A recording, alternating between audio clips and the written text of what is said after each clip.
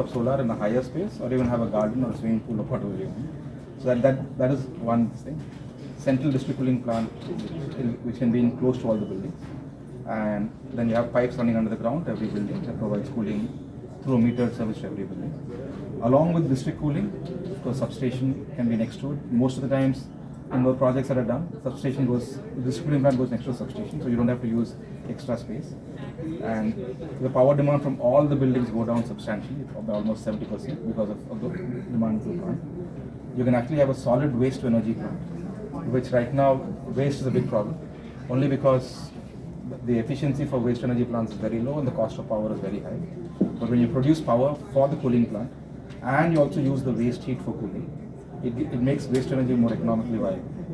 Then of course, while there are sewage treatment plants in basements for some campuses and so on, we still don't treat more than 25-30% of the sewage. It still is a big problem in most cities. When you actually have something like this, you can actually have a sewage treatment plant that can provide water for the cooling plant, which solves the problem of sewage disposal and gives viability for that and for this without using fresh water. As a result of using more of treated sewage for the plant, you eliminate the retardant effect that comes about because of every AC in the house ejecting heat. So yeah, and I think the solar power from the buildings can either meet the buildings.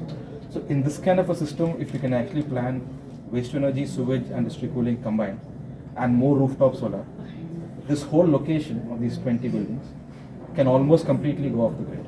You can even minimize up to 80 to 90% of the power required from the grid. It comes basically from the captive sources out here, right? And cooling can actually enable that.